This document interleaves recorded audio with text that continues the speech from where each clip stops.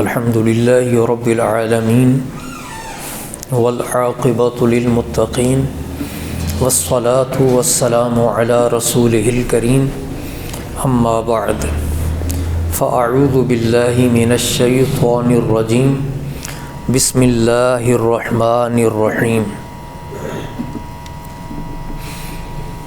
الف لام میم ذالک الکتاب لا ریب فیہ ھدی للمتقین صدق اللہ العظیم۔ سب حضرات حضور نبی کریم صلی اللہ علیہ وسلم کی بارگاہ بے کس پناہ میں ہدیہ صلاۃ والسلام پیش کریں۔ الصلاۃ والسلام علیک یا سیدی یا رسول اللہ وعلی آلک واصحابک یا سیدی یا حبیب اللہ۔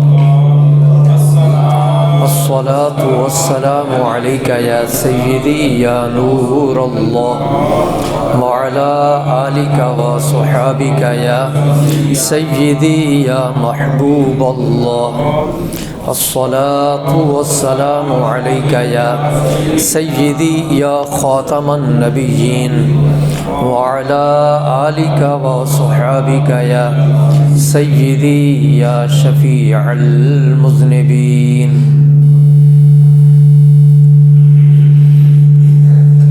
حضرات گرامی،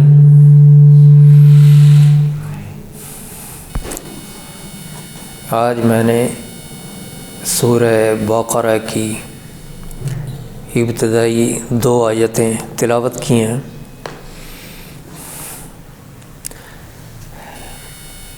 پہلے سورہ فاتحہ، اس کے مختلف دروس ہوئے اور سورہ فاتحہ کے بعد اللہ رب العزت نے سورہ بقرہ کو ذکر کر دیا۔ قرآن مجید کی جو ترتیب ہے کہ جس ترتیب سے قرآن پاک لکھا جاتا ہے، اس میں پہلی صورت وہ سورہ فاتحہ ہے اور دوسری صورت سورہ بقرہ ہے، لیکن ان دو کے اندر بہت فرق ہے کہ سورہ فاتحہ وہ صرف ایک رکوع میں ہے، جبکہ سورہ بقرہ کے رکوع جو ہیں وہ 40 ہیں۔ سورہ فاتحہ اس کے اندر صرف 7 آیتیں ہیں، جبکہ سورہ بقرہ کے اندر 286 آیتیں ہیں۔ یہ سورہ فاتحہ کے ساتھ سورہ بقرہ کا تعلق ہے، اس حوالے سے مختلف باتیں وہ ذکر کی جاتی ہیں۔ پہلی بات وہ یہ کہ یہاں پر اللہ جل مجدہ الکریم نے سورہ فاتحہ کو پہلے ذکر کیا، اور سورہ فاتحہ جو ہے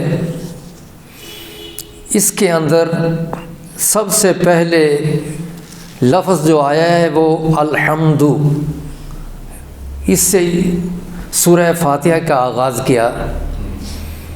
اور یہ الحمد کا لفظ جو ہے یہ ہر کوئی جانتا ہے اس کا مطلب کیا ہے، حتیٰ کہ بچے بھی جانتے ہیں حمد کس کو کہتے ہیں، تعریف کرنا، حمد۔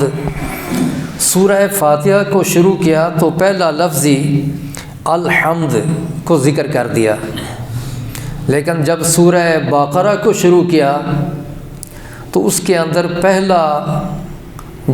پہلی آیت ہے وہ حروف مقطعات ہیں، الف لام میم، اور اس کا معنی آپ ترجمہ والا قرآن پاک جو بھی اٹھا لیں، کسی کے ترجمہ قرآن کے اندر اس کا معنی نہیں لکھا ہوتا الف لام میم کا، بلکہ بعض صرف اتنا لکھ دیتے ہیں اللہ اور اس کا رسول وہ زیادہ بہتر جانتے ہیں، یا لکھ دیا جاتا ہے کہ یہ راز کی بات ہے اللہ اور اس کے رسول کے درمیان، اس کا معنی نہیں لکھا جاتا۔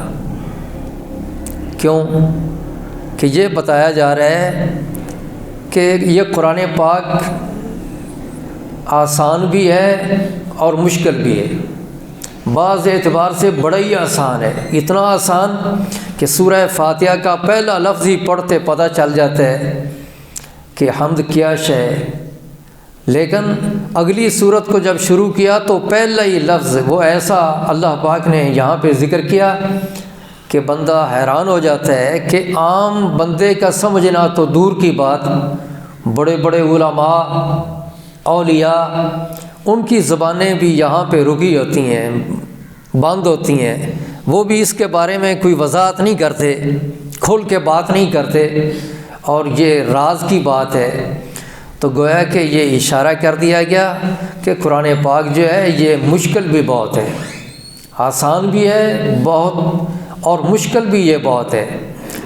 یہ ایسا کیوں لایا گیا، اس میں یہ حکمت بیان کی جاتی ہے تاکہ بڑے بڑے علماء جو ہیں وہ تکبر اور غرور نہ کریں، اپنے علم پہ ناز نہ کریں، اور جب وہ یہ سمجھیں گے کہ میرے پاس تو بہت علم ہے تو اس کا جب مطالعہ کریں گے، سورہ بقرہ کو پڑھنا شروع کریں گے تو پہلے لفظ پہ ہی آ کے رک جائیں گے، تو ان کا وہ سارا وہ جو علم پہ ناز ہے وہ ختم ہو جائے گا، اور عجز ظاہر ہوگا، بے بسی ظاہر ہوگی، اور بندہ جب عاجز ہوگا تو اللہ رب العزت کو عاجزی ہی پسند ہے، اور فوری طور پہ بندہ اقرار کرے گا اللہ رب العزت کی قدرت کا، اور مان لے گا کہ یہ اللہ کا کلام ہے، اور اللہ کے کلام کے برابر کسی اور کا کلام نہیں ہو سکتا۔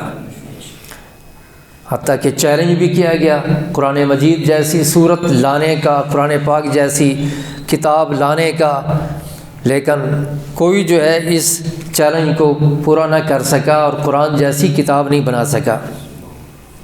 سورہ فاتحہ کے اندر ایسے مضامین کا ذکر کیا گیا کہ جن سے بیمار دل جو ہیں ان کو شفا ملتی ہے، اور روح جو ہے اس کو شفا ملتی ہے۔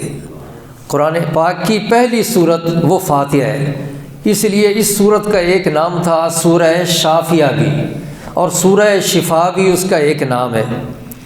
اب اس کے بعد ذکر کیا سورہ بقرہ کا، اور دوا کے بعد غذا ضروری ہوتی ہے۔ ایک دفعہ دوا تو ہوتی ہے بندے کو شفا مل جائے، بیماری دور ہو جائے، اور بیماری دور ہو گئی، اب اس کے بعد ضرورت ہے غذا کو حاصل کرنے کی۔ وہ غذا سے اپنی زندگی جو ہے وہ باقی رکھے گا، اگر غذا کو چھوڑ دے گا تو پھر اس کا زندہ رہنا وہ محال ہو جاتا ہے۔ تو پہلے دوا تھی، بیماریاں ختم ہو جائیں، دل صاف ہو جائے، بندے کو ایمان نصیب ہو جائے، یہ سورہ فاتحہ وہ سورہ شفا تھی۔ اب اس کے بعد سورہ بقرہ کے اندر اللہ رب العزت نے ایسے مضامین کو بیان کیا جو انسان کو روحانی زندگی عطا کرتے ہیں، ایسے مضامین کو ذکر کیا گیا یہاں پہ۔ اس کے اندر 40 رکوع ہیں قرآن مجید کے اندر، یہ سورہ بقرہ میں یہ سب سے بڑی صورت ہے، 40 رکوع ہیں، لیکن ہر رکوع کے اندر زندگی کا ذکر ہے۔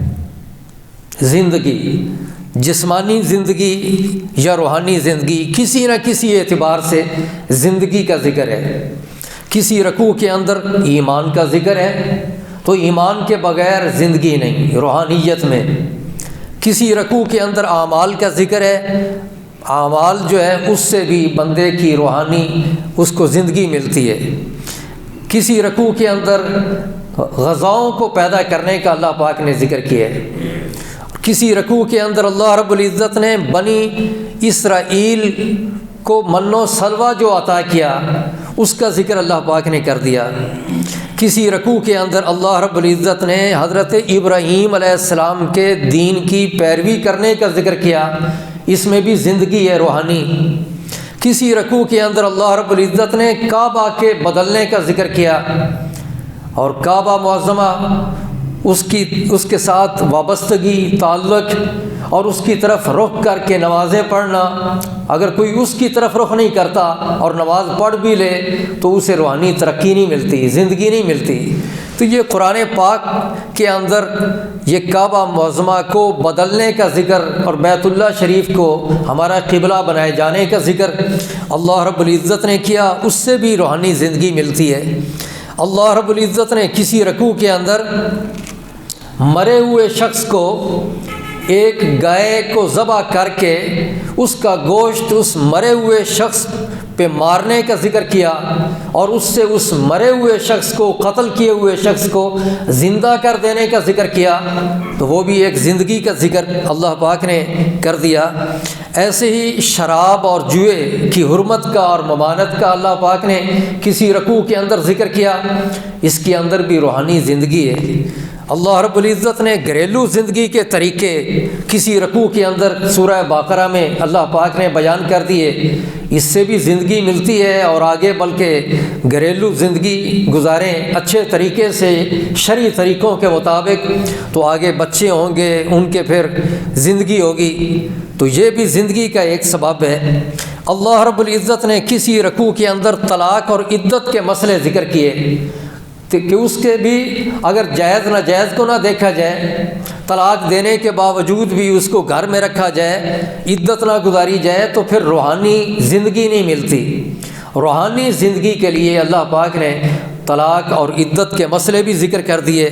کسی رکوع کے اندر اللہ پاک نے بچوں کی پرورش کا ذکر کیا، ان کو دودھ پلانے کا اللہ پاک نے ذکر کر دیا، یہ بھی زندگی کا تعلق ہے۔ حضرت ابراہیم علیہ السلام کسی رکوع کے اندر اللہ پاک نے ان کا وہ ذکر کیا کہ انہوں نے 4 پرندوں کو ذبح کیا، ذبح کرنے کے بعد پھر ان کا گوشت آپس میں ملا دیا، قیمہ کر دیا پروں سمیت، اور پھر ان پرندوں کو دور دور رکھ دیا پہاڑوں کے اوپر چوٹیوں پہ، پھر ان کو آواز دی تو دوبارہ اللہ پاک نے زندہ کر دیا۔ وہ مرے ہوئے، قتل کیے ہوئے اور وہ ذبح کیے ہوئے پرندے جن کا قیمہ کر دیا گیا ہڈیوں سمیت، وہ اللہ پاک نے ان کو زندہ کر دیا، اور وہ دوڑتے ہوئے حضرت ابراہیم علیہ السلام کے پاس آ گئے۔ زندگی کا ذکر اللہ پاک نے کیا۔ حضرت عزیر علیہ السلام کا ذکر اللہ پاک نے یہی سورہ بقرہ کے اندر اللہ پاک نے کیا کہ وہ حضرت عزیر علیہ السلام گزر رہے تھے، اور انہوں نے کہا کہ مولا یہ بستی ساری گری پڑی ہے اور ساری بستی تباہ ہو چکی ہے، سارے لوگ مر چکے ہیں، اس بستی والوں کو زندہ کیسے کرے گا؟ اللہ رب العزت نے عزیر علیہ السلام کو وہاں پہ موت دے دی، اور حضرت عزیر علیہ السلام وہاں پہ 100 سال مردہ حالت میں رہے۔ جب اس کے بعد اللہ پاک نے زندہ کر دیا تو پوچھا کتنی دیر یہاں ٹھہرے؟ تو عزیر علیہ السلام کہتے ہیں کہ 1 دن یا دن کا کچھ حصہ۔ فرمایا نہیں، تو 100 سال یہاں پہ ٹھہرا رہا۔ یہ بھی ایک زندگی کا ذکر ہے۔ پھر وہ جو ان کی سواری تھی، گدھا تھا، ان کو اللہ پاک نے زندگی عطا کی کہ وہ جو ہڈیاں ہو چکا تھا بوسیدہ، تو اللہ پاک نے ان کی آنکھوں کے سامنے حضرت عزیر علیہ السلام کی اس کو زندہ کر دیا۔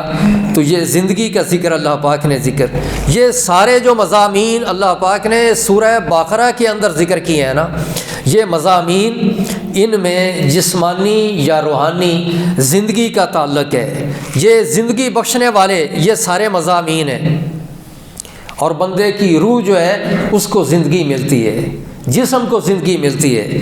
تو بات یہ ہے کہ پہلے اللہ رب العزت نے سورہ بقرہ کا ذکر کیا، سورہ بقرہ کے اندر ایسے مضامین کو ذکر کیا کہ جس کو پڑھنے سے بندے کو شفا ملتی ہے، دلوں کو شفا ملتی ہے، روح کو غذا ملتی ہے۔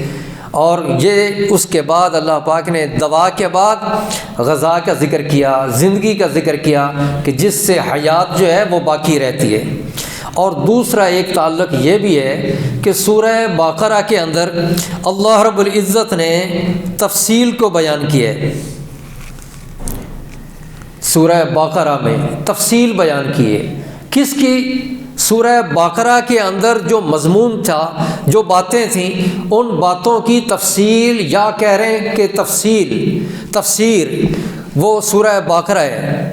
سورہ بقرہ یہ سورہ فاتحہ ہی کی تفسیر ہے، اسی کی یہ تفسیر ہے۔ سورہ فاتحہ میں اجمالی ذکر تھا، مجمل طریقے سے بات ہوئی تھی، اور یہاں اس کے اندر وضاحت کر دی گئی۔ مثلا سورہ فاتحہ کے اندر ذکر تھا اللہ پاک کی ربوبیت کا اور اللہ پاک کی رحمت کا ذکر تھا، اور یہ سورہ بقرہ کے اندر اللہ رب العزت نے ذکر کیا آسمان سے پانی اتارنے کا، بارش کا پانی اتارنے کا ذکر کیا، پھر اس پانی کے ذریعے زمین مردہ کو زندہ کرنے کا ذکر کیا، مختلف پھلوں کو پیدا کرنے کا اللہ پاک نے ذکر کیا، اور مختلف جانوروں کو پیدا کرنے کا اللہ پاک نے ذکر کیا۔ یہ ربوبیت اور رحمت والی چیزیں ان کا تفصیل کے ساتھ سورہ بقرہ کے اندر اللہ رب العزت نے ذکر کیا ہے۔ ایسے ہی من اور سلوہ کا ذکر ہے تو وہ بھی ربوبیت اور رحمت والا معنی واضح طور پہ وہاں پہ بیان کیا گیا۔ مرنے کے بعد زندہ کرنے کا ذکر ہے تو یہ بھی اللہ کے ربوبیت کا اور اس کی رحمت کا ہی ذکر ہے تفصیل کے ساتھ۔ سورہ فاتحہ کے اندر اللہ رب العزت نے مالک یوم الدین فرمایا، اپنی شہنشاہی کا ذکر کیا کہ میں شہنشاہ ہوں، میں مالک ہوں۔ اللہ رب العزت نے وہ اجمال سے ذکر کیا، اور سورہ بقرہ کے اندر اللہ رب العزت نے تفصیل سے بیان کیا بنی اسرائیلیوں پہ عذاب آئے، بنی اسرائیلیوں پر طرح طرح کے عذاب آئے، انہوں نے قدم قدم پہ خطائیں کی، اور بات بات پہ انہوں نے حضرت موسیٰ علیہ السلام کے ساتھ مخالفت کی۔ اللہ رب العزت نے سورہ بقرہ کے اندر ان کی ان ساری چیزوں کا ذکر کر کے پھر ان پہ عذاب جو آتا ہے اتارے ان کا بھی ذکر کیا اللہ پاک نے، اور یہ بھی ذکر کیا ایک مقام پہ سورہ بقرہ کے اندر کہ ثم بعثناکم من بعد موتکم، کہ ایک دفعہ تم پہ موت آ گئی پھر اللہ نے تم کو زندہ کر دیا۔ یہ بھی حکم اس میں ذکر کیا گیا کہ ایک دوسرے کو اچھا توبہ کرو، ایک دوسرے کو قتل کرو۔ تو یہ ساری چیزیں جو بیان ہوئی ہیں کہ رب کی طرف سے عذاب آ گئے، رب کی طرف سے یہ زبردست قسم کے حکم جاری ہو گئے، تو یہ چیزیں بتاتی ہیں وہ واقعی شہنشاہ ہے۔ اس کی شہنشاہی کا ذکر اللہ رب العزت نے، اللہ پاک نے اپنی شہنشاہی کا ذکر سورہ بقرہ کے اندر ذرا کچھ تفصیل کے ساتھ بیان کر دیے۔ اسی طرح سورہ فاتحہ کے اندر اللہ رب العزت نے اپنی عبادت کا ذکر کیا ہے۔ ایاک نعبد، ہم کہتے ہیں کہ مولا ہم تیری ہی عبادت کرتے ہیں، وہ ایک اجمالی طور پہ ذکر تھا، ہم تیری عبادت کرتے ہیں۔ اللہ پاک کی عبادت کا ذکر اجمالی طور پہ سورہ فاتحہ میں تھا، لیکن اللہ جل مجدہ الکریم نے تفصیل کے ساتھ ذکر اپنی عبادت کا سورہ بقرہ کے اندر کیا، حتیٰ کہ اسی سورہ بقرہ کے ہی تیسرے رکوع کے شروع میں فرمایا یا ایھا الناس اعبدوا ربکم، اے لوگو اپنے رب کی عبادت کرو۔ عبادت کا ذکر تفصیل سے اللہ پاک نے بیان اس انداز میں کیا کہ اللہ جل مجدہ الکریم نے سورہ بقرہ کے اندر روزوں کا بھی ذکر کیا، نماز کا بھی ذکر کیا، حج کا بھی ذکر کیا، زکوٰۃ کا بھی ذکر کیا۔ یہ ساری چیزوں کا ذکر، یہ ساری عبادتیں ہیں، اللہ پاک نے ان کا تفصیل کے ساتھ ذکر کر دیا۔ تو یہ ہے اجمال سورہ فاتحہ، اور سورہ بقرہ جو ہے یہ اس کی تفصیل ہے۔ اسی طرح اللہ جل مجدہ الکریم نے سورہ فاتحہ کے اندر ذکر کیا سیدھے راستے کی دعا کا، کہ مولا سیدھے راستے پر چلا، اور انعام یافتہ بندوں کے راستے کا اللہ پاک نے ذکر کیا، اپنے ان انعام یافتہ بندوں کا اجمالی طور پہ ذکر کیا سورہ فاتحہ کے اندر۔ جبکہ اللہ جل مجدہ الکریم نے سورہ بقرہ کے اندر حضرت ابراہیم علیہ السلام کا ذکر کیا، حضرت یعقوب علیہ السلام کا ذکر کیا، حضرت اسحاق علیہ السلام کا ذکر کیا، اور نبیوں کا ذکر کیا، حتیٰ کہ فرمایا کہ تم یہ کہو آمنا باللہ، ہم ایمان لائے اللہ پر ایمان لائے۔ قولوا آمنا باللہ وما انزل الینا وما انزل الی ابراہیم واسماعیل واسحاق ویعقوب والاسباط وما اوتی موسیٰ وعیسیٰ وما اوتی النبیون من ربہم۔ اللہ رب العزت نے وہ اپنے انعام یافتہ بندوں کا ذکر تفصیل سے کیا، حتیٰ کہ صحابہ کرام کا بھی ذکر کیا۔ فرمایا فَإِنْ آمَنُوا بِمِثْلِ مَا آمَنْتُمْ بِهِ فَقَدْ اهْتَدَوْا، جیسے میرے محبوب کے صحابہ ایمان لائے، اگر یہ لوگ اس طرح ایمان لے آئیں تو ان کو ہدایت مل جائے۔ تو اللہ رب العزت نے وہ تفصیل کے ساتھ ان لوگوں کا ذکر کیا جس کا اجمالی طور پہ سورہ فاتحہ کے اندر ذکر کیا گیا تھا۔ اور سورہ فاتحہ کے آخر میں اللہ رب العزت نے ذکر ان لوگوں کا کیا کہ جن پر غضب ہوا، جو گمراہ لوگ ہوئے، تو غضب والوں کا اور گمراہوں سے بچنے کا گویا کہ اللہ پاک نے سورہ فاتحہ میں ذکر کیا۔ مولا ان کے راستے پر نہ چلا، مطلب کیا کہ ہمیں پناہ دے دے ایسے لوگوں سے جن پر غضب ہوا، جو گمراہ ہوئے۔ تو اس میں پناہ کا ذکر تھا، کن لوگوں سے؟ جن پر غضب ہوا اور جو گمراہ ہوئے۔ اور سورہ بقرہ کے اندر اللہ رب العزت نے فرعون کا ذکر کیا، نمرود کا ذکر کیا، اللہ رب العزت نے ان کے حالات ذکر کیے، ان کی تباہی کا ذکر کیا، تاکہ ان کی تباہی کا ذکر جب ہم پڑھیں گے پتہ چلے گا کہ وہ تباہ و برباد ہوئے، تو ہم پناہ مانگیں گے رب سے اور ان جیسے کام نہیں کریں گے، ان جیسے کاموں سے ہم بچیں گے۔ اور اللہ رب العزت نے صراحتاً کافروں کا بھی ذکر کیا اور ان کے بارے فرمایا ان کے دلوں پر اللہ نے مور لگا دی اور ان کے لیے دردناک عذاب ہے۔ اللہ پاک نے منافقوں کا بھی ذکر کیا کئی آیتوں کے اندر اور ان کی مثالیں دے کے سمجھایا تاکہ جن پر غضب ہوا ہے ان سے ہم بچے رہیں، ان سے ہم دور رہیں۔ تو اللہ جل مجدہ الکریم نے تفصیل بیان کر دی ہے سورہ بقرہ کے اندر۔ اب یہ سورہ فاتحہ جو ہے اس کے بارے میں دو باتیں میں نے ذکر کی تھیں۔ ایک یہ عام طور پہ یہ کہا جاتا ہے سورہ فاتحہ مکی صورت ہے، اور یہ سورہ بقرہ جو ہے یہ ہے مدنی صورت۔ یہ فرق آ رہا ہے، ایک صورت مکی ہے تو ساتھ ہی اگلی صورت مدنی آ گئی، تاکہ کوئی اس میں فرق وہ یہ نہ سمجھے کہ جو مکہ میں قرآن اتارا گیا وہ اور تھا اور جو مدینہ میں اتارا گیا وہ اور ہے، اس کو مان لے اور اس کو نہ مانے۔ اللہ رب العزت نے پہلے پارہ کے اندر ہی ایک صورت مکی کو ذکر کر دیا اور ساتھ ہی مدنی کو ذکر کر کے یہ بتا دیا جس طرح مکی صورتوں کو ماننا ایمان والوں کے لیے ضروری ہے اور اس پہ عمل کرنا، ایسے ہی مدنی صورتوں پر عمل کرنا بھی ان کے لیے ضروری ہے، کوئی فرق نہیں ہے۔ اور یہ مکی اور مدنی کہتے کیوں ہیں، اس میں مختلف اقوال ہیں، لیکن جس کو زیادہ ترجیح دی جاتی ہے اصح قول ہے وہ یہ کہ جو ہجرت سے پہلے اتاری گئیں صورتیں ان کو کہتے ہیں مکی صورتیں، اور جو ہجرت کے بعد اتاری گئیں ان کو کہتے ہیں مدنی صورتیں، اگرچہ وہ کوئی صورت یا کوئی آیت وہ مکہ مکرمہ میں ہی کیوں نہ اتاری گئی ہو، اس کو بھی مکی نہیں کہتے بلکہ مدنی کہتے ہیں۔ اس سورہ بقرہ کے اندر آخری جو آیت اتاری گئی نا سب سے آخر میں، وہ اسی صورت کے اندر، وہ آیت اسی صورت کے اندر ہے، وہ ہے وَاتَّقُوا يَوْمًا تُرْجَعُونَ فِيهِ إِلَى اللَّهِ ثُمَّ تُوَفَّى كُلُّ نَفْسٍ مَا كَسَبَتْ وَهُمْ لَا يُظْلَمُونَ۔ یہ آیت جو ہے جو اللہ رب العزت نے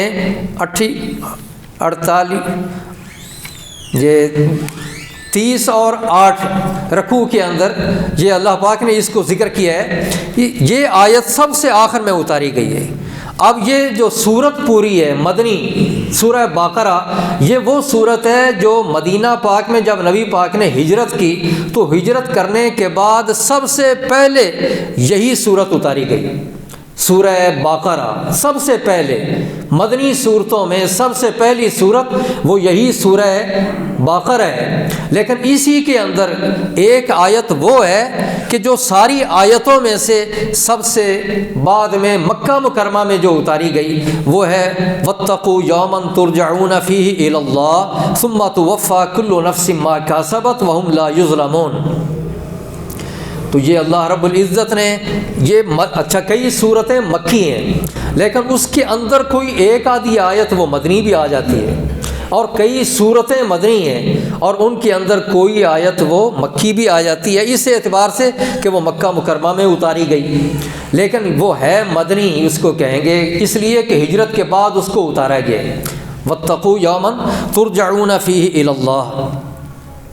اور یہ سورہ بقرہ جو ہے اس میں ایک آیت وہ ہے کہ جو سارے قرآن مجید میں جتنی آیتیں ہیں ان میں سب سے بڑی آیت وہ سورہ بقرہ کے اندر ہے، اور یہ سورہ بقرہ جو ہے یہ قرآن پاک کی ساری صورتوں میں سے سب سے بڑی صورت ہے، اور بھی صورتیں ہیں قرآن پاک میں، 114 صورتیں ہیں، لیکن سب سے بڑی صورت وہ یہ سورہ باقرہ ہے۔ اور نبی پاک صلی اللہ علیہ وسلم نے بعض اوقات ایک رکعت کے اندر یہ سورہ باقرہ ساری کو پڑھا، یہ روایات میں آتا ہے، پوری سورہ باقرہ ایک رکعت میں پڑھ دی، بلکہ سورہ آل عمران اس کا بھی ذکر آتا ہے، آپ نے پڑھ دی۔ تو یہ سورہ نساء کے حوالے سے بھی ذکر آتا ہے۔ تو نبی پاک صلی اللہ علیہ وسلم نے سورہ باقرہ کی تلاوت کی، تو یہ سورہ باقرہ جو ہے بہت ہی بابرکت صورت ہے۔ اجمالی شان نزول میں نے یہ ذکر کیا ہے سورہ باقرہ کا اجمالی طور پہ، باقی تفصیلی اجمالی اس کا شان نزول وہ کیا ہے؟ وہ یہ ہے کہ مکہ مکرمہ کے اندر، مکہ مکرمہ میں اہل ایمان کا مقابلہ کن سے تھا؟ کافروں سے، مشرکوں سے۔ اور تفصیلی جو شان نزول ہے وہ انشاءاللہ ہر جو آیتیں آئیں گی جن کے بارے کوئی بتایا گیا ہے وہ ساتھ ساتھ ذکر ہوگا۔ یہ مجموعی طور پہ ذکر کیا جاتا ہے شان نزول اس کا، کہ مکہ مکرمہ کے اندر تو صرف کافروں سے مقابلہ تھا، اور مشرکین وہاں پہ تھے جو بتوں کی پوجا کرنے والے تھے، اور انہی کے خلاف ہی باتیں وہ قرآن مجید کے اندر اتاری جاتی تھیں، ذکر کی جاتی تھیں، بتایا جاتا تھا کہ بتوں کی پوجا نہ کرو، صرف اللہ وحدہ لا شریک ہے، اسی کی عبادت کرو۔ لیکن جب نبی پاک صلی اللہ علیہ وسلم مدینہ منورہ تشریف لے گئے ہجرت کر کے، تو وہاں پہ یہودی بھی رہتے تھے، وہاں پر عیسائی بھی کچھ تھے، اور وہاں پر پھر جب بندے کئی مسلمان ہوئے اور اسلام قبول کیا تو اس میں کچھ ایسے لوگ بھی آ گئے جو منافق تھے، جو ظاہری طور پر مسلمان ہو گئے تھے لیکن ان کا رابطہ تعلق کافروں سے بھی تھا، مشرکوں سے بھی، یہودیوں سے بھی تھا، عیسائیوں سے بھی تھا۔ اب جب مدینہ پاک میں اللہ پاک نے اپنے محبوب کو بھیجا اور آپ نے ہجرت کر لی، تو اس کے بعد جو آیتیں اتاری گئیں، جو صورتیں اتاری گئیں، ان میں یہ مختلف قوموں کا ذکر کیا گیا۔ یہودیوں کے حوالے سے کئی آیتیں اتاری گئیں، عیسائیوں کے حوالے سے کئی آیتیں اتاری گئیں، پھر ایسے ہی منافقوں کے بارے میں کئی آیتیں اتاری گئیں، اور کئی آیتیں جو ہیں وہ کافروں اور مشرکوں کے خلاف اور ان کے بارے میں اتاری گئیں۔ تو گویا کہ یہ شان نزول ہے سورہ باقرہ ہے یا باقی جو مدنی صورتیں ہیں ان کا، کہ ان کے اندر یہ 4 طرح کے لوگ ہیں جن کے خلاف آیتوں کو یہاں پہ نازل کیا گیا ہے۔ اور اللہ جل مجدہ الکریم نے سورہ باقرہ کو بڑی فضیلتیں عطا کی ہیں، چند اس کی فضیلتیں 2-3 بیان کر دیتا ہوں۔ مسلم شریف کی حدیث پاک ہے، حضرت انس رضی اللہ تعالیٰ عنہ وہ فرماتے ہیں کہ ہم میں سے جو کوئی سورہ باقرہ اور آل عمران، سورہ آل عمران کو جانتا تھا تو اس کی بڑی عزت ہوتی تھی۔ یہ حضرت انس فرما رہے ہیں، اس کی بڑی عزت ہوتی تھی جو ان 2 صورتوں کو جانتا تھا اور اس کو سمجھتا تھا اور اس کو پڑھتا تھا۔ اسی طرح مسند امام احمد میں ہے حدیث پاک کہ نبی کریم صلی اللہ علیہ وسلم نے ارشاد فرمایا، سورہ باقرہ جو ہے یہ قرآن پاک میں ایسی ایک صورت ہے کہ جیسے اونٹ کے جسم میں کوہان ہے، اونٹ کے جسم میں جیسے کوہان ہے۔ کوہان وہ کیا ہوتی ہے؟ اونٹ کی پیٹھ کے اوپر جو اوپر ابری ہوئی ہڈی ہے اس کو کوہان کہتے ہیں۔ اس کا مطلب یہ ہے کہ نبی پاک صلی اللہ علیہ وسلم نے گویا کہ یوں فرمایا کہ جس طرح اونٹ کی خوبصورتی وہ کوہان سے ہوتی ہے، اسی طرح پورے قرآن پاک کی زینت وہ سورہ باقرہ ہے۔ تو سورہ باقرہ یہ قرآن پاک کی زینت ہے، اور یہ اعزاز ہے کہ سب سے بڑی سورت یہ ہے۔ اسی طرح مسلم شریف کی حدیث پاک ہے، حضرت ابو امامہ باہلی رضی اللہ تعالیٰ عنہ ان سے روایت ہے، وہ فرماتے ہیں کہ نبی پاک صلی اللہ علیہ وسلم نے ارشاد فرمایا کہ تم زہراوین کو پڑھا کرو۔ جو چمکدار اور روشن صورتیں ہیں 2 ان کو پڑھا کرو، اور وہ کون کون سی؟ یہی سورہ باقرہ اور سورہ آل عمران، نبی پاک صلی اللہ علیہ وسلم نے ان کو زہراوین کہا کہ جو چمکدار صورتیں ہیں، خوبصورت، روشن، فرمایا ان کو پڑھا کرو، کیونکہ قیامت کے دن یہ دونوں صورتیں جو ہیں اپنے پڑھنے والوں پر بادل کی طرح سایہ کریں گی اور پڑھنے والوں کی شفاعت کریں گی۔ نبی پاک فرماتے ہیں ان کو پڑھا کرو۔ اور تفسیر عزیزی کے اندر یہ ایک روایت ہے کہ نبی پاک صلی اللہ علیہ وسلم نے ارشاد فرمایا، جو شخص ہر جمعہ کی رات جو شخص سورہ باقرہ اور سورہ آل عمران کو پڑھے، اس کو اتنا ثواب ملتا ہے کہ جس سے بعیدہ اور عروبہ تک بھر جائے، ثواب اتنا۔ اور عروبہ کیا ہے اور بعیدہ کیا ہے؟ تو بعیدہ زمین کے آخری جو 7واں طبقہ ہے اس کا نام ہے، اور عروبہ یہ 7ویں آسمان کو کہتے ہیں، یعنی زمین نیچے والا طبقہ وہاں سے لے کر 7واں آسمان سب سے اوپر والا وہاں تک یہ سب بھر جائے، اتنا اجر اور ثواب جو ہے وہ اس کو ملے گا۔ اور حضرت سیدنا عمر بن خطاب رضی اللہ تعالیٰ عنہ نے یہ سورہ باقرہ خود نبی پاک صلی اللہ علیہ وسلم سے پڑھی، اس کے بارے حقائق جو اس کے اسرار ہیں ان کی تعلیم حاصل کی، تفصیل کے ساتھ اس سورہ باقرہ کو پڑھا، اور جب ختم کی 10-12 سال پڑھی، اور جب آپ نے یہ سورہ باقرہ نبی پاک صلی اللہ علیہ وسلم سے ختم کی، یعنی ساری مکمل پڑھ لی، تو پھر آپ نے اس دن خوشی کے اندر ایک اونٹ ذبح کیا، اور اونٹ کو ذبح کر کے خوشی کے اندر صحابہ کرام کی دعوت کی تھی اور ان میں وہ تقسیم کیا تھا۔ تو یہ بھی پتہ چلا کہ جب قرآن پاک کا علم ملے، جب تکمیل ہو، تو پھر اس پر خوشی کا اظہار کرنا چاہیے۔ حضرت سیدنا عمر بن خطاب رضی اللہ تعالیٰ عنہ انہوں نے یہ ایک سورت نبی پاک صلی اللہ علیہ وسلم سے پڑھی 10-12 سال، اور پھر اس کے بعد خوشی کا اظہار بھی کیا۔ اور اس سورہ مبارکہ کے اور بھی کئی فائدے ہیں۔ جس گھر کے اندر یہ پڑھی جائے 3 دن تک سرکش شیطان جو ہے وہ اس گھر میں داخل نہیں ہوتا۔ اور یہ بھی اس کا ایک فائدہ بیان کیا جاتا ہے کہ جو شخص سوتے وقت سورہ باقرہ ہمیشہ پڑھے، اور ساری سورہ باقرہ پڑھنا تو زہر ہے، دشوار ہے، اس کی صرف 10 آیتیں پڑھ لے سورہ باقرہ کی، اور وہ 10 آیتیں کون کون سی ہیں؟ مختلف جگہوں سے، ابتدا میں مفلحون تک یہ 4 آیتیں ہیں، اولئک هم المفلحون تک، یہ پورا رکوع نہیں ہے، پہلا رکوع، یہ پہلی ابتدائی آیتیں ہیں، المفلحون تک یہ پڑھ لے۔ پھر اس کے بعد آگے تیسرے پارہ کے شروع میں دوسرا رکوع ہے، وہاں پہ آیت الکرسی ہے، آیت الکرسی بھی اسی سورہ باقرہ کے اندر ہے، آیت الکرسی پڑھ لے۔ آیت الکرسی کے بعد 2 آیتیں اور ساتھ ملا لے، یہ 3 آیتیں وہ ہو گئیں۔ اس کے بعد سورہ باقرہ کا آخری رکوع، یعنی آخری 3 آیتیں پڑھ لے۔ تو جو شخص یہ آیتیں سوتے وقت ہمیشہ پڑھے تو اس کے بارے میں نبی پاک صلی اللہ علیہ وسلم نے ارشاد فرمایا، یا کسی بزرگ کا یہ قول ہے کہ وہ شخص جو ہے کبھی انشاءاللہ قرآن پاک کو بھولے گا نہیں۔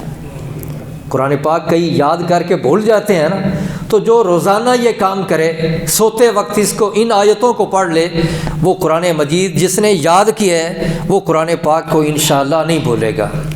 اور اس کا ایک فائدہ یوں بھی بیان کیا جاتا ہے کہ طبرانی اور بہقی نے سیدنا عمر رضی اللہ تعالیٰ عنہ عمر فاروق ان سے یہ روایت کی ہے بیان کہ نبی پاک صلی اللہ علیہ وسلم نے ارشاد فرمایا کہ میت کو دفن کر کے اس کی قبر کے سرہانے سورہ باقرہ کی ابتدائی آیتیں پڑھا کرو، اولئک هم المفلحون تک، اور اس کے پاؤں کی طرف قبر کی پاؤں والی جانب کھڑے ہو کر تم آخری رکوع یہ پڑھو، یہ پڑھنا چاہیے۔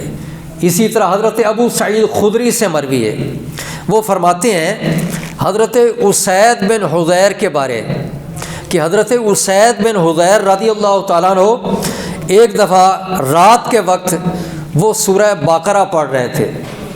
وہ خود بیان کرتے ہیں حضرت اسید، وہ فرماتے ہیں کہ میں رات کے وقت سورہ بقرہ پڑھ رہا تھا اور پڑھتے پڑھتے میں نے کیا دیکھا کہ میں نے گھر کے اندر ایک گھوڑا بندھا ہوا تھا، تو وہ گھوڑا جو ہے وہ اچانک اچھلنے لگ گیا اور میرے پاس ہی میرا بچہ تھا، بیٹا تھا، یحییٰ سویا ہوا لیٹا ہوا تھا۔ تو مجھے خطرہ یہ ہوا کہ کہیں یہ گھوڑے کے بدکنے کی وجہ سے وہ کہیں پاؤں جو ہے وہ اس کو نہ ٹھوکر لگا دے، تو مجھے یہ فکر لاحق ہوگی۔ میں پڑھ رہا تھا، پڑھتے پڑھتے وہ فرماتے ہیں کہ میں خاموش ہو گیا۔ جب میں نے خاموشی اختیار کی، تلاوت کو روک لیا، تو وہ گھوڑا جو ہے وہ اچھلنا جو شروع کیا تھا وہ بھی رک گیا۔ پھر میں نے تلاوت شروع کر لی تو اسی طرح پھر وہ اچھلنے لگ گیا۔ میں نے پھر بریک لگائی، رک گیا تو وہ بھی رک گیا۔ میں نے پھر پڑھا تو وہ پھر ایسے کرنے لگ گیا۔ وہ فرماتے ہیں کہ صبح میں رسول اللہ صلی اللہ علیہ وسلم کی خدمت میں حاضر ہوا تو میں نے نبی پاک صلی اللہ علیہ وسلم سے عرض کیا، حضور ایسے ہوا ہے، رات میں پڑھ رہا تھا سورہ بقرہ تو میرا گھر میں بندھا ہوا گھوڑا جو ہے وہ اچھلنے لگ گیا۔ پھر میں نے جب تلاوت کو ختم کیا تو وہ رک گیا۔ نبی پاک صلی اللہ علیہ وسلم نے فرمایا، بعض روایتوں میں یوں بھی ہے کہ آپ نے فرمایا اچھا اب پڑھ، تو وہ عرض کرتے ہیں حضور میں نے پڑھا تو ایسے ہوا، آپ نے اب پڑھ، تو جب پڑھا تو دوبارہ وہ ساتھ ہی فرمایا اوپر دیکھ، تو دیکھا تو وہ عجیب کیفیت تھی، روشنی ایک تھی، بادل کی طرح ان کو دکھائی دیا۔ تو نبی پاک صلی اللہ علیہ وسلم نے فرمایا کہ یہ وہ فرشتے آئے تھے۔ سورہ بقرہ جب تو تلاوت کر رہا تھا تو سورہ بقرہ کی تلاوت سننے کے لیے فرشتے آئے تھے۔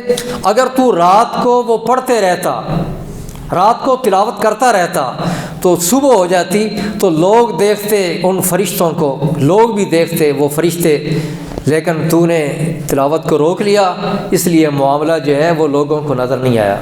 تو بہر صورت یہ سورہ، ویسے قرآن مجید پڑھیں تو فرشتے آتے ہیں، سنتے ہیں، لیکن یہ سورہ بقرہ کا خصوصی طور پہ وہ ایک واقعہ پیش آیا حضرت اسید نے جس کو بیان فرمایا۔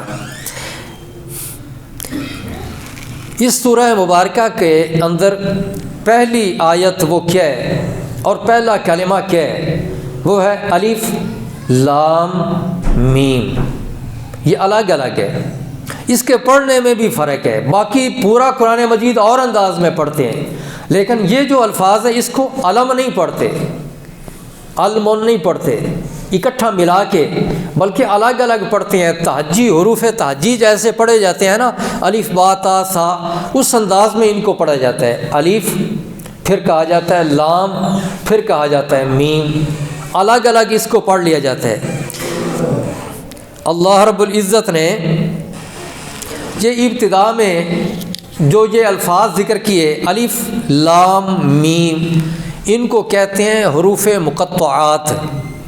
مقطعات ٹکڑے ٹکڑے الگ الگ کرنا، مقطعات کا معنی ہے کہ ان کو پڑھتے وقت چونکہ الگ الگ کیا جاتا ہے اس لیے ان کو کہتے ہیں حروف مقطعات۔ یہ قرآن پاک کی مختلف صورتوں کے شروع میں بعض علماء نے تعویل کے طریقے پر، تفسیر نہیں، تعویل کے طریقے پر انہوں نے اس کے کچھ معنی بیان کیے ہیں حروف مقطعات کے، لیکن معنی بیان جنہوں نے کیے ہیں وہ بھی ساتھ یہ بھی فرماتے ہیں کہ حقیقی معنی جو ہے نا وہی ہے جو رب جانے، حقیقی معنی وہی ہے جو رب جانے، لیکن انہوں نے تعویل کے طریقے پر کچھ معنی ذکر کیے علماء نے، بعض نے، ان میں سے ایک وہ بعض نے یہ قول ان کا ہے، انہوں نے یہ کہا تعویل کی کہ الف لام میم جو ہے یہ قرآن پاک کا ایک نام ہے،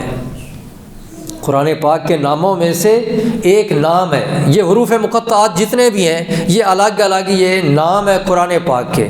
الف لام میم یہ قرآن پاک کا ایک نام ہے. بعض نے یوں بھی ایک بات کی، کہا کہ یہ سورہ جس سورت کے شروع میں حروف مقطعات ہیں اس سورت کے وہ نام ہے. یہ سورہ بقرہ کے شروع میں آیا الف لام میم، تو یہ الف لام میم جو ہے سورہ بقرہ کا ایک نام ہے. بعض نے یہ بھی کہہ دیا، اور بعض نے یہ کہا کہ ہر حرف جو ہے، ہر حرف وہ اللہ تعالیٰ کے ناموں کا پہلا حرف ہے. اللہ تعالیٰ کے ناموں کا پہلا حرف ہے.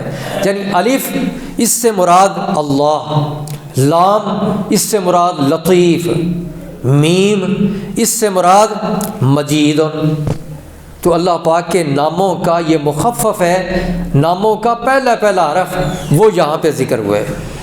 اور ایک قول یہ بھی ہے علماء کا، وہ بیان کرتے ہیں الف سے مراد ہے آنا. یہ مخفف ہے لیکن ناموں کا مخفف نہیں، ویسے مطلقاً ایک جملے کا یا ایک کلمہ کا یہ مخفف ہے. الف جو ہے یہ آنا کا مخفف ہے، اور لام جو ہے یہ اللہ، کلمہ اللہ اس کا مخفف ہے. اور میم جو ہے یہ عالم کا مخفف ہے. عالم کے آخر میں میم ہے نا، یہ اس کا میم کا اس کی طرف اشارہ ہے، عالم کی طرف. اور الف لام میم، الف سے مراد آنا، لام سے مراد اللہ، میم سے مراد عالم. اور اس کا معنی تعویل کے طور پہ انہوں نے بیان کیا کہ اس کا معنی یوں بنتا ہے کہ ان اللہ اعلم، میں اللہ خوب جانتا ہوں، میں اللہ خوب جانتا ہوں. یہ اللہ کریم فرماتا ہے، میں اللہ خوب جانتا ہوں. اپنے بارے اللہ کریم بتا رہا ہے کہ میرا علم بہت زیادہ ہے، میں بہت جانتا ہوں. اور ایک قول یہ بھی بیان کیا گیا کہ یہ اللہ تعالیٰ اور دوسری کئی اور ذاتیں ان کے ناموں کا یہ مخفف ہے. الف سے مراد وہ کہتے ہیں کہ الف سے مراد اللہ، جبریل، لام سے مراد جبریل، اور میم سے مراد محمد صلی اللہ علیہ وسلم. اور اس کا معنی یہ ہے کہ اللہ نے اس قرآن کو نازل کیا، بھیجا، اور جبریل اس قرآن کو لے کر آئے. اور یہ قرآن پاک نازل کس پہ ہوا؟ محمد عربی صلی اللہ علیہ وسلم پر. تو یہ اشارہ قرآن پاک کے اتارنے والے، قرآن پاک کو لانے والے، قرآن پاک جس پہ اتارا گیا ان کی طرف اشارہ کیا گیا الف لام میم کے اندر. اور ایک قول یہ بھی ہے کہ یہ حرفوں کے نام ہی ہیں، کہ الف جو لکھا جاتا ہے نا، لکھا جاتا ہے صرف الف، ایک ڈنڈا ہوتا ہے، لیکن اس کو پڑھتے ہیں جب تو الف پڑھتے ہیں. وہ جو ایک صرف دیکھنے میں آتا ہے وہ ہے الف، وہ ہے، لیکن لکھنے میں وہ صرف ایک ہی ہے. لیکن بولنے میں اس کا جو نام رکھا گیا ہے وہ نام ہے 3 حرفوں سے. الف جو بولا جا رہا ہے وہ الف بھی ہے، لام بھی ہے، فا بھی ہے. یہ 3 حرف سے نام رکھا گیا ہے ایک حرف کا، اور وہ جو ایک حرف ہے اس کا نام الف ہے. اور لام یہ بھی حرف ایک ہی ہے، لام، لیکن اس کا جو نام رکھا گیا ہے وہ 3 حرفوں سے مرکب نام رکھا گیا ہے. نام کیا رکھا گیا ہے؟ لام. لام الف میم 3 اس میں شامل ہے. ایسے ہی میم جو ہے یہ اصل حرف تو ایک ہی ہے، میم، جو سرا اس کا گول سا ہوتا ہے اور آگے تھوڑا سا کھینچ دیتے ہیں تو وہ میم ہے. اس کا نام جو رکھا گیا ہے وہ 3 حرفوں سے مرکب ہے، اور وہ کیا؟ میم یا میم. تو یہ الف لام میم یہ جو حروف ہے نا انہی کے یہ نام ہے جو یہاں پہ ذکر کیے گئے ہیں. اور اس میں یہ اشارہ کیا گیا ہے، ابتدا میں ذکر کر کے سورہ بقرہ کے شروع میں فرمایا گیا کہ تمہارا جو کلام ہوتا ہے وہ انہی حرفوں سے ہی مرکب ہوتا ہے نا، میرا کلام بھی انہی حرفوں سے مرکب ہے.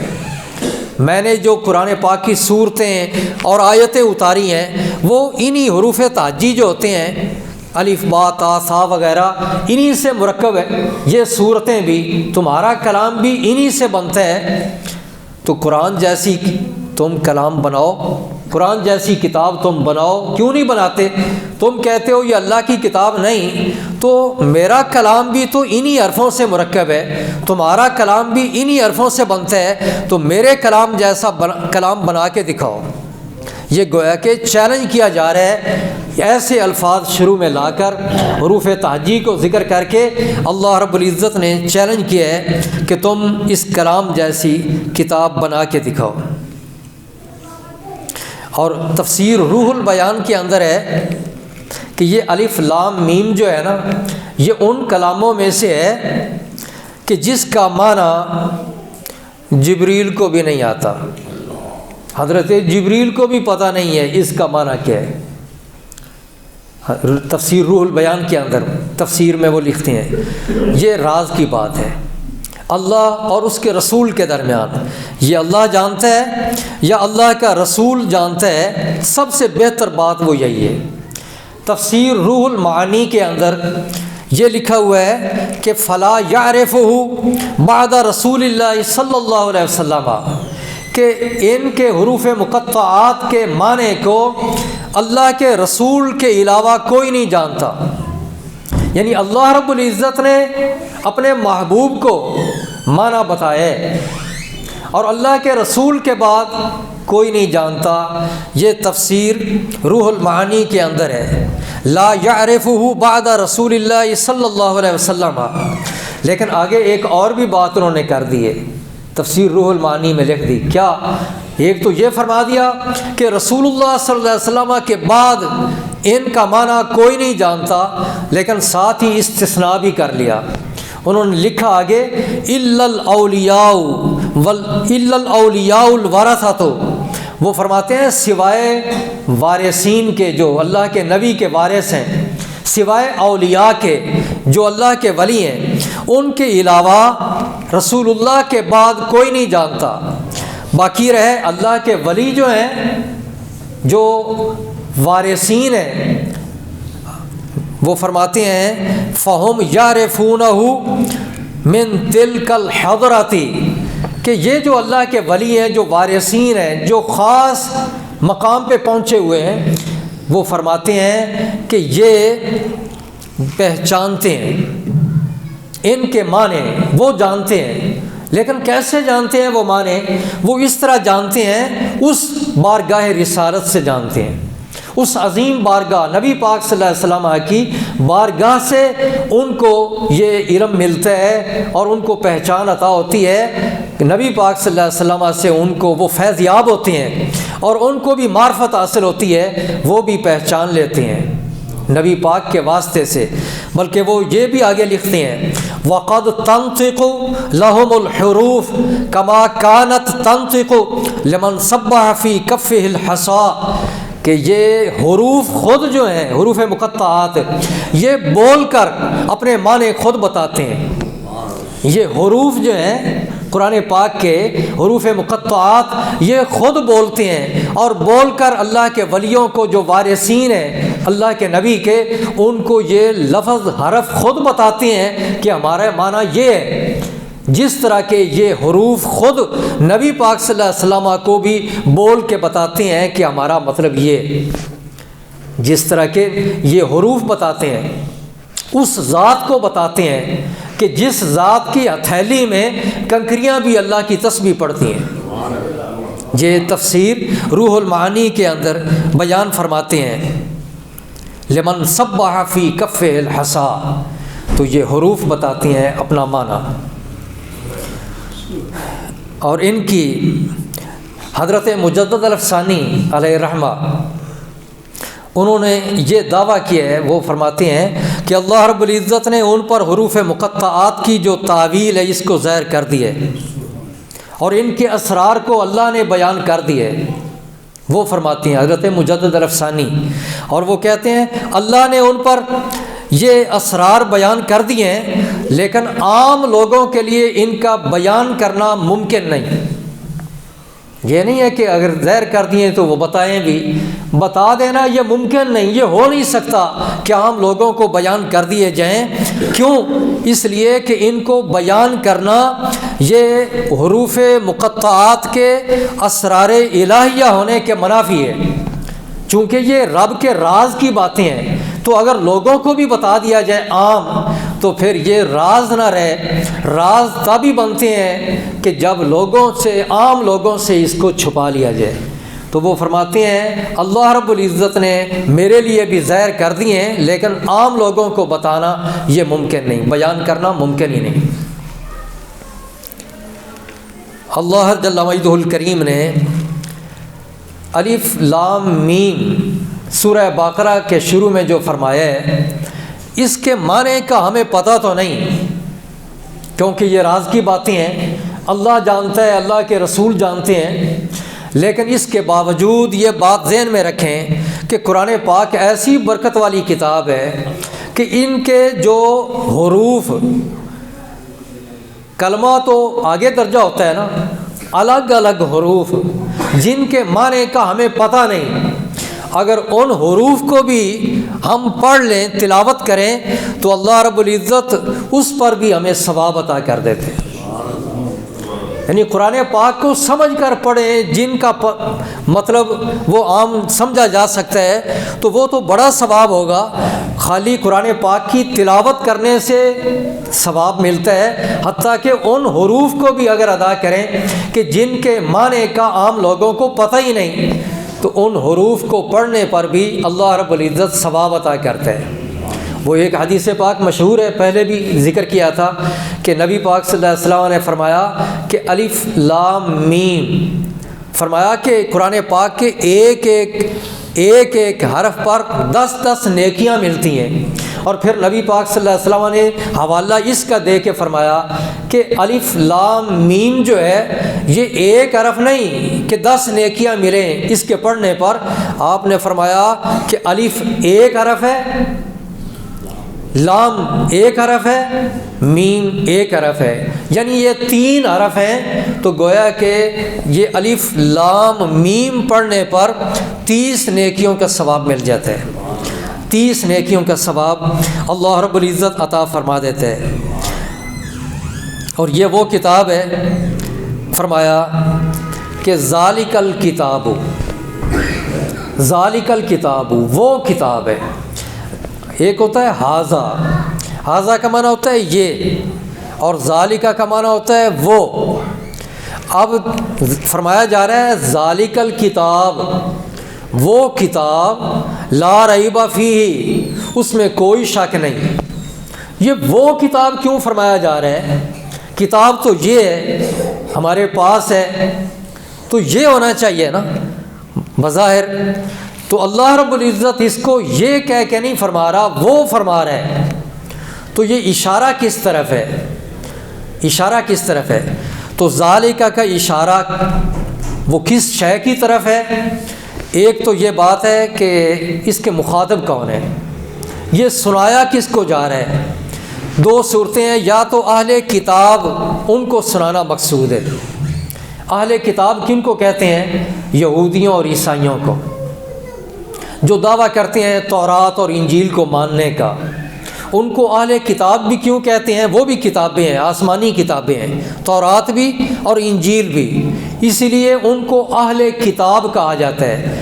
وہاں جب بولا جاتا ہے لفظ اہل کتاب، وہاں کتاب سے مراد یا تورات ہوتی ہے یا انجیل ہوتی ہے، یا تورات اور انجیل دونوں ہوتی ہیں۔ لیکن اس جگہ پہ جو فرمایا جا رہا ہے ذالک الکتاب، یہاں کتاب سے مراد قرآن پاک ہے، الکتاب سے مراد قرآن مجید ہے۔ رہا یہ کہ ذالکہ کا اشارہ کدھر ہے، وہ سے مراد کیا ہے؟ تو اب 2 احتمال ہیں، ایک تو یہ کہ یہ اہل کتاب کو سنانا مقصود ہے، ان کو بتایا جا رہا ہے۔ اگر اہل کتاب کو سنانا مقصود ہے تو پھر ذالکہ کا اشارہ کیا جا رہا ہے تورات اور انجیل، ان کی جو کتابیں ہیں، ان کتابوں کے اندر جو ذکر کیا گیا ہے کہ ایک آخری کتاب نازل ہوگی، آخری زمانے میں ایک کتاب اتاری جائے گی، یہ تورات میں بھی ہے، انجیل میں بھی ہے۔ ان کتابوں کے اندر جو ذکر کیا گیا ہے کہ یہ ایک کتاب اللہ کریم آخری زمانے میں اتارے گا، قرآن پاک اتارے گا، ان کی کتابوں کے اندر ہے۔ یہ ان کی کتابوں کے اندر جو لکھا ہوا ہے، جس کتاب کے بارے کہ آخری زمانے میں وہ اتاری جائے گی، یہ اس کی طرف اشارہ ہے۔ ان کی کتابوں کے اندر جو لکھا ہوا ہے اس کی طرف اشارہ ہے۔ تو ان کی کتابیں، ان کے اندر جو لکھا ہوا ہے ادھر اشارہ کرنے کے لیے، وہ چونکہ یہاں ہمارے سامنے موجود نہیں ہے تو ان کی طرف اشارہ کر کے فرمایا جا رہا ہے کہ یہ وہ کتاب ہے، یہ وہ کتاب ہے۔ وہ کتاب کون سی؟ کہ وہ کتاب جو تمہاری کتابوں کے اندر جس کے بارے لکھا ہوا ہے کہ آخری زمانے میں اتاری جائے گی، یہ وہ کتاب ہے۔ وہ کتاب اشارہ دور کی طرف ہے، لہذا ذالک کا کہنا درست ہے۔ تو وہ واقعی اس اعتبار سے وہ اتاری بھی پہلے گئیں، بڑا زمانہ گزر گیا، زمانے کے اعتبار سے بھی وہ دور والی کتابیں ہیں۔ تورات حضرت موسیٰ علیہ السلام پہ اتاری گئی، انجیل حضرت عیسیٰ علیہ السلام پہ اتاری گئی، اور اس کتاب کے اندر لکھا گیا تھا۔ تو یہ ذالک کا اشارہ اس طرف ہے، اور کہا جا رہا ہے اے اہل کتاب، جس تمہاری کتاب کے اندر جس کتاب کے اتارے جانے کا ذکر کیا گیا ہے نا، یہ وہ کتاب ہے، اس کو مان لو۔ اگر نہیں مانو گے تو تمہاری کتابیں جھوٹی ثابت ہوں گی۔ تمہاری کتابیں درست اور سچی اسی وقت ہی ہو سکتی ہیں کہ جو ان کتابوں کے اندر لکھا ہوا ہے اسی طرح ہو کے رہے۔ تمہاری کتابوں کے اندر لکھا ہوا ہے آخری زمانے میں کتاب اتاری جائے گی، تو یہ قرآن پاک یہ وہی کتاب ہے، اس کو مانو گے تو تمہاری کتابیں بھی سچی ثابت ہوں گی، تمہارے نبی بھی سچے ثابت ہوں گے۔ اگر اس کو نہیں مانو گے تو تمہارے نبی بھی پھر گویا کہ تمہارے نزدیک جھوٹے ہوں گے اور تمہاری کتابیں بھی جھوٹی ہوں گی۔ لہذا تمہیں چاہیے آگے بڑھو، مان لو اس کتاب کو، اس پہ ایمان لے آؤ۔ اور دوسرا اس کا احتمال یہ ہے کہ یہ اہل کتاب کو سنانا مقصود نہیں ہے، بلکہ مسلمانوں کو سنانا مقصود ہے، یہ اہل اسلام کو سنانا مقصود ہے۔ یہ بات ان سے ہو رہی ہے۔ پھر سوال پیدا ہوتا ہے کہ اگر مسلمانوں کو سنایا جا رہا ہے تو مسلمانوں کے تو پاس یہ کتاب ہے، دور تو نہیں، تو ان کو ذالک کیوں کہہ کے بات کی جا رہی ہے؟ وہ کتاب کیوں کہا جا رہا ہے؟ ان کو تو یہ کہنا چاہیے کہ یہ کتاب جو تمہارے پاس ہے۔ تو ذالک کا اشارہ کدھر ہے؟ تو پھر اس بارے میں آگے کئی احتمال ہیں۔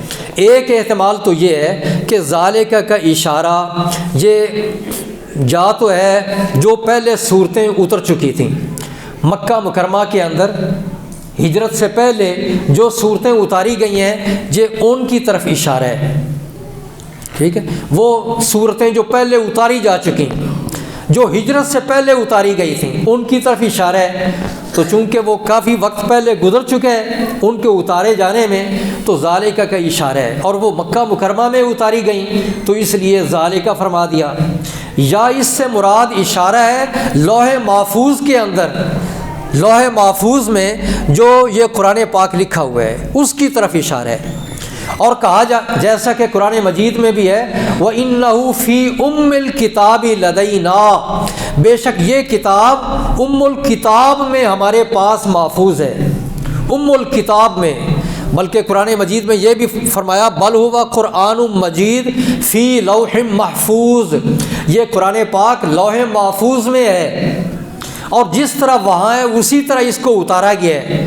تو یہ ذالک اسی اعتبار سے کہا جا رہا ہے، اشارہ کیا جا رہا ہے وہ لوح محفوظ میں جو لکھا ہوا قرآن پاک ہے اس کی طرف، اور کہا جا رہا ہے کہ وہ کتاب جو لوح محفوظ میں ہے نا، جو اب اتاری جا رہی ہے گاہے بگاہے، کچھ اتار دی گئی، کچھ اتاری جا رہی ہے، کچھ اتاری جائے گی، یہ ساری کتاب جو وہ لوح محفوظ کے اندر ہے نا، ساری کتاب جو وہاں محفوظ ہے لوح محفوظ کے اندر، وہ کتاب، پھر معنی یہ ہوگا۔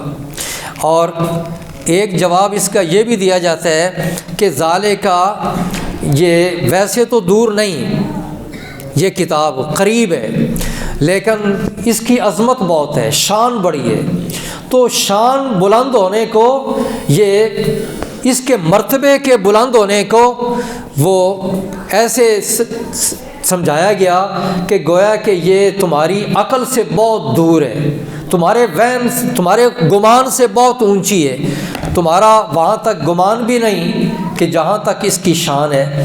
تو اس کو یوں کہہ دیا گیا کہ یہ عظمت والی کتاب، اس کا معنی کریں گے عظیم الشان کتاب، بڑی شان والی کتاب، بہت ہی اونچی شان والی کتاب۔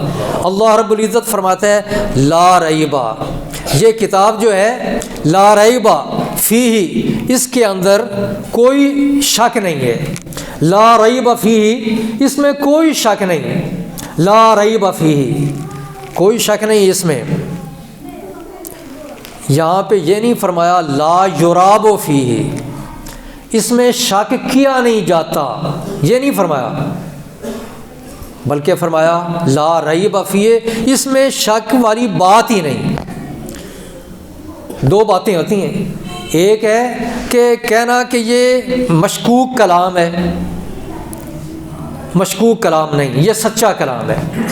ایک بات یہ ہے کلام تو سچا ہے لیکن شک کرنے والے پھر بھی شک کرتے ہیں، ایسے ہو سکتا ہے۔ تو یہ دو باتیں الگ الگ ہیں۔ یہاں جو نفی کی جا رہی ہے نا کہ اس کتاب کے اندر کوئی شک نہیں، اس کا معنی یہ ہے کہ یہ کتاب ایسی ہے کہ اس کتاب کی سچائی میں کوئی شک نہیں، اللہ کے کلام ہونے میں کوئی شک نہیں، اللہ کی طرف اتارے جانے میں کوئی شک نہیں، یہ کتاب اللہ کی طرف سے ہی اتاری گئی ہے، اس میں کوئی شک نہیں۔ باقی رہا یہ کہ لوگ شک کرتے ہیں، تو وہ جو شک کرتے ہیں نا وہ تکبر کی بنا پہ شک کرتے ہیں، اپنی نفسانی خواہشات کی پیروی کرنے کی وجہ سے شک کرتے ہیں، ہٹ درمی کی وجہ سے شک کرتے ہیں، کوئی بھی وجہ ہو سکتی ہے، تو ان کا خبث باطنی کی وجہ سے وہ انکار کر دیتے ہیں یا شک کر دیتے ہیں۔ حقیقت میں اس کتاب کے اندر کوئی شک والی بات نہیں ہے۔ ذالک الکتاب لا ریب فیہ، یہ بات ذہن میں رکھیں، اس لیے کہ آگے اسی صورت کے اندر آ رہا ہے وَإِن كُنتُمْ فِي رَيْبٍ مِّمَّا نَزَّلْنَا، اگر تمہیں کوئی شک ہے نا اس کتاب کے بارے میں تو قرآن جیسی کوئی صورت بنا کے لاؤ۔ تو اعتراض کرنے والے کر دیتے ہیں اچھا دیکھو قرآن پاک کی آیت ہی بتا رہی ہے کہ لوگ شک کرتے تھے، اسی لیے تو اللہ کریم فرما رہا ہے اگر تمہیں کوئی شک ہے تو یہ کرو۔ تو شک تو پھر ہے نا، کرتے ہیں لوگ۔ تو اس کا جواب یہ ہے کہ وہ لوگ شک کرتے ہیں نا، قرآن پاک کے اندر شک والی کوئی بات نہیں۔ یہاں پہ یہ فرمایا ہے قرآن پاک سچی کتاب ہے، رب کی کتاب ہے، اللہ رب العزت نے اس کتاب کو اتارا ہے۔ ذالک الکتاب لا ریب فیہ۔ انشاءاللہ بقیہ گفتگو اگلے درس قرآن میں ہوگی۔ وآخر دعوانا ان الحمد للہ رب العالمین۔